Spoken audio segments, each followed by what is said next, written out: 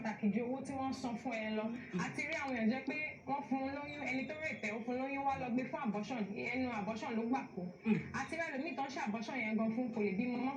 Àti rí àwọn ẹlòmíì jẹ́ pé títí di ọ̀la ẹlòmíì máa ní àmì ìfẹ́ bá nǹkan kan ṣe pẹ̀lú ọkùnrin, àwọn ọkùnrin burú nítorí nǹkan tó ti ṣẹlẹ̀. But èèyàn tó bá sọ̀rọ̀ sókè tá bá gbà nímọ̀ràn yìí táwọn òyìnbó ń pè ní counseling àbí psychosocial therapy, ó máa ní healing, ó máa ní gbàlà. Ṣùgbọ́n mo ṣe ní àwùjọ wa. Bẹ́ẹ̀ni.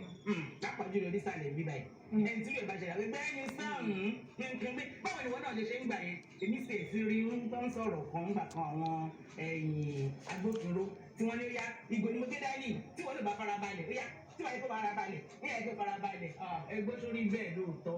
Ẹgbẹ́ nígbà tó farabalẹ̀ tó dùn mọ́ òun náà lè jẹ́ kóun náà gbà fún. Ṣé òfin irú obìnrin yẹn àti lè sọ̀rọ̀ síta? Ẹ̀rù á máa bà á. Torí pé tó bá lọ sọ̀rọ̀ tán tó bá lọ rí pé kìíní nọ́mbà wọn á ní ìṣiṣẹ́ nọ́mbà etí wo ló ń bá ní gbọ́ kí ni tẹ̀fẹ́ sọ àti pé àwọn ìjọba wa gan ipa wo náà lè kó nírú àwọn ọba yìí ipa bá nílò pọ̀ àti wà pàǹlẹ̀ láwùjọ. Ẹ ṣe gọmọ so ẹni tí wọ́n bá rè kò kí ń ṣẹjú ẹ̀ àti rí àwọn kan tó máa ní nítorí nǹkan tí obìnrin yẹn wọ̀ ni wọ́n ṣe rè fẹ́. Nǹkan tí wọ́n sọ fún àwọn èèyàn bẹ́ẹ̀ ni pé tẹ́ bá ní ẹni tó ṣẹ́ra lẹ̀ lọ ṣe rè fẹ́ àwọn ọmọ kékeré àti ọmọ 3 months ọmọ 4 months tí wọ́n abuse tí wọ́n molest. So wọ́n ń bèèrè lọ́wọ́ àwọn èèyàn pé ṣé pampers tọmọ yẹn wọ̀ ló attract ọkùnrin yẹn àti rí àwọn ìjábì àwọn obìnrin tó jẹ́ pé wọ́n ń bora mọ́lẹ̀ tán wọ ìjábù wọn tí wọ́n abuse wọn. So kò ń ṣe pé nǹkan téèyàn bá wọ̀ àbí nǹkan tí ẹni ẹ̀ wọ̀. Nǹkan tẹ́ni tí àwọn obìnrin báyìí tó ní láti mọ̀ ni pé àwọn organizations wà bíi WARIF a ní wọn lóríṣiríṣi tó lè lọ fẹjọ́ sùn ó dẹ̀ ní sanwó kankan kò sí pé bí wọ́n máa gbọ́ kankan lọ́wọ́ ẹ̀ tó lè fẹjọ́ sùn wọ́n dẹ̀ máa tọ́jú ọmọ protect ẹ pé kò ní sí pé ẹni ẹ̀ torí òun ló ń sanwó fún ẹ àbí òun ló ṣe kíní kó máa lù ẹ́ láyà rárá wá kò tó bá sọ̀rọ̀ sókè kò séyàn tó lè fún wọn ní ìrànlọ́wọ́.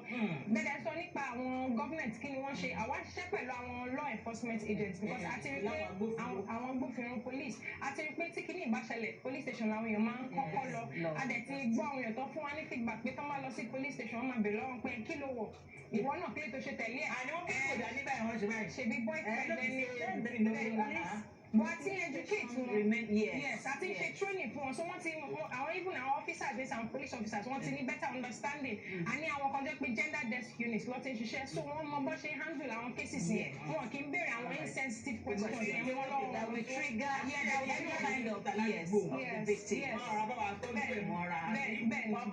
And then do their private investigation. Absolutely, they do that. All right.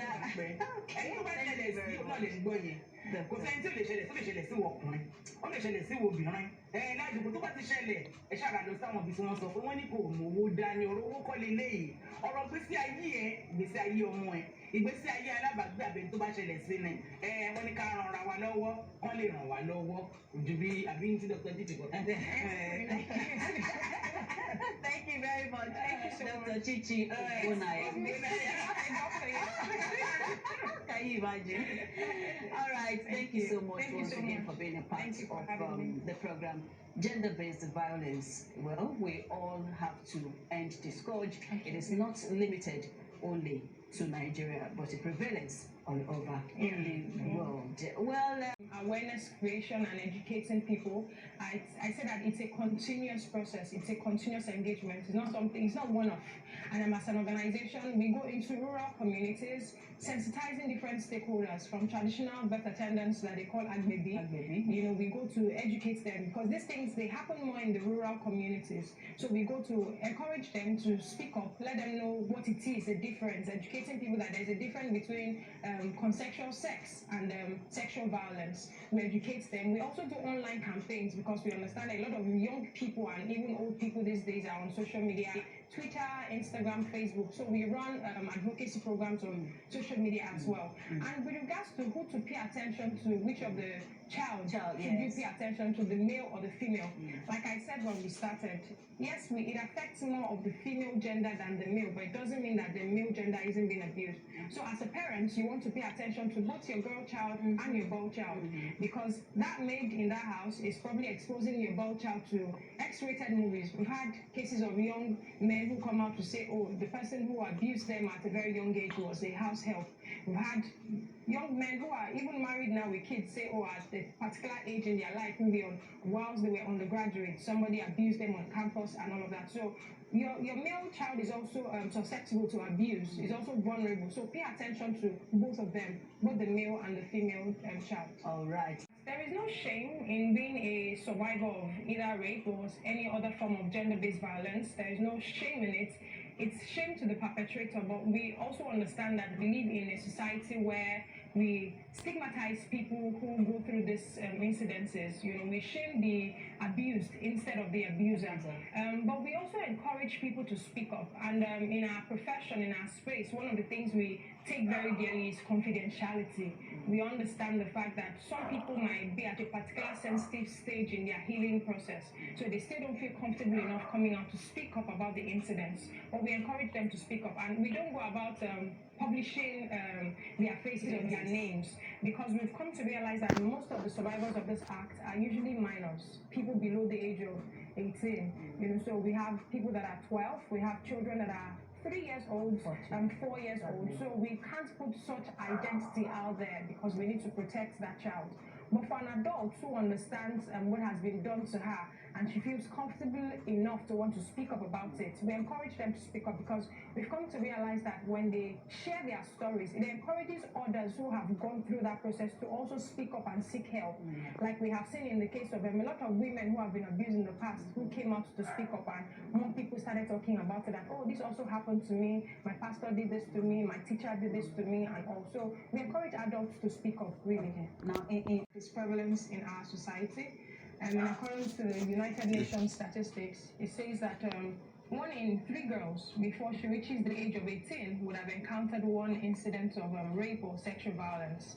And same statistic says 1 in 6 boys. So it doesn't mean that boys are not being abused. It just means that we have more women and girls who are survivors of this act. When we talk about rape, when we talk about sexual molestation, abuse, child trafficking, and all.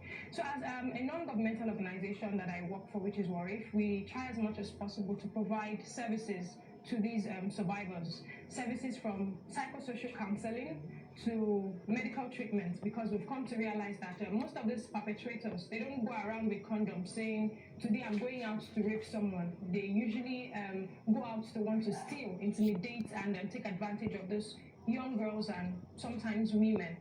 So what we do is to make sure that we provide them with medical treatments in situations where All stakeholders.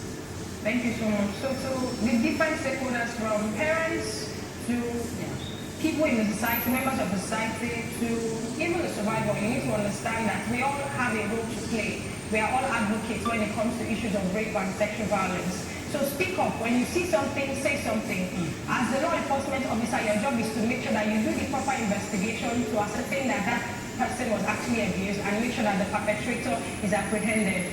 For the parent of that child, it is not yours to start protecting the perpetrator, whether it's the father of the child or an uncle that's the beneficiary or the father-in-law. Make sure that you speak up, because that child's life comes first. And if you're that person who's been abused, whether it's a recent incident or something that has happened in the past, know that you're not alone. Speak up, because that is the first step to getting your healing. Speak up. There are various organizations that will be willing to help you go through your healing process. There is no shame in being a survivor of rape or sexual violence. Shame, absolutely shame, is on the perpetrator. All right, thank you very much. Thank you so much for having me. Adúpẹ́ náà lọ̀rọ̀ lẹ́tí gbọ́ yẹn. Wọ́n ní kẹ́ sọ̀rọ̀ sókè ní sọ̀rọ̀ sókè kí ìgbésí ayé kó lè ní ìtumọ̀. Wọ́n ní kó má di mọ́ra, bá ti dákẹ́ kò tẹ̀ dákẹ́ nìyẹn. Tó bá di orí àjẹ́ ipò ọjọ́mọtọ́, tó bá yẹ̀ dá ìsàn àjẹ́ kókó máa dá gbé. Ọlọ́run aṣòkè ni Ọlọ́run aṣòkè. So to the different stakeholders, from parents to people in the society, members of the society, to even the survivor, you need to understand that we all have a role to play. We are all advocates when it comes to issues of rape and sexual violence. So speak up. When you see something, say something. As the law enforcement officer, your job is to make sure that you do the proper investigation to ascertain that that person was actually abused, and make sure that the perpetrator is apprehended. For the parent of that child, it is not yours to start protecting the perpetrator, whether it's the father of the child or an uncle that's a beneficiary or the father-in-law. Make sure that you speak up, because that child's life comes first. And if you're that person who's been abused, whether it's a recent incident or something that has happened in the past, know that you're not alone. Speak up, because that is the first step to getting your healing. Speak up. There are various organizations that will be willing to help you go through your healing process. There is no shame in being a survivor of rape or sexual violence. Shame, absolutely shame, is on the perpetrator. So bó ṣe ń ṣẹlẹ̀, mo mọ̀ pé ẹ̀rù lè máa bẹ̀ pé ẹni tó ń tọ́jú mi nìyẹn, ẹni tó ń san sálárì fún mi nìyẹn. Ṣùgbọ́n ilé ayé ẹ̀ ó ṣe pàtàkì ju owó tí wọ́n ń san fún ẹ lọ.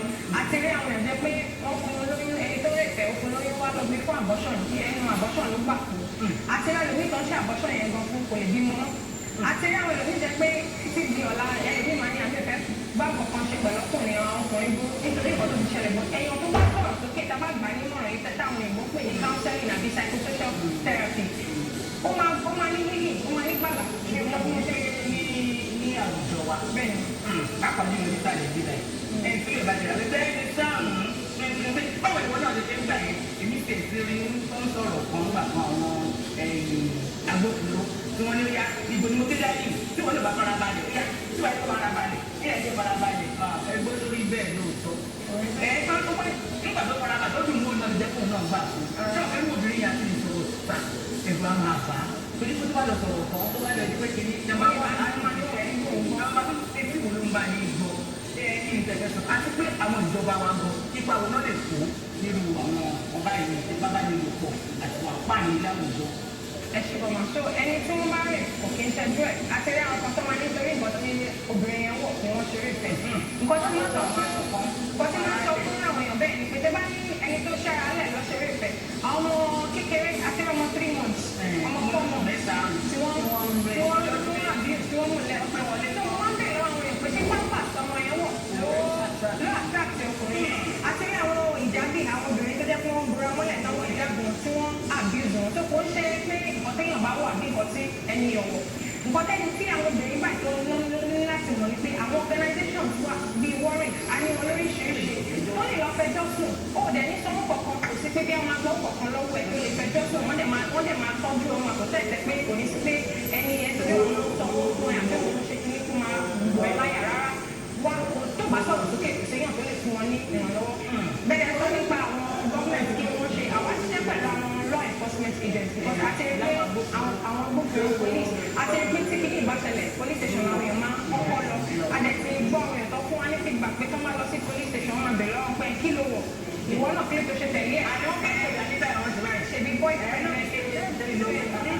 wọ́n ti educate fún wọn yes àti ṣe training fún wọn so wọ́n ti àwọn even àwọn officers àti some police officers wọ́n ti ní better understanding àní àwọn kan jẹ́ pé gender desk unit wọ́n ti ṣiṣẹ́ so wọ́n mọ bọ́ ṣe handle àwọn cases yẹn wọn kì í béèrè àwọn insensitive questions that will trigger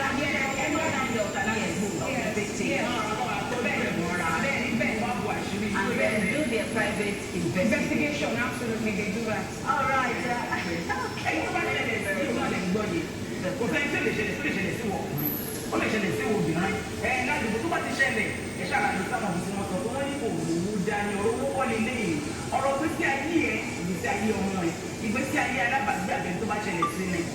Wọ́n ní ká ran ara wa lọ́wọ́, wọ́n lè ràn wá lọ́wọ́. Ìdùbí àbí dọ́kítọ̀ ti tìbọ̀. Thank you very much. Thank you so much, Chichi.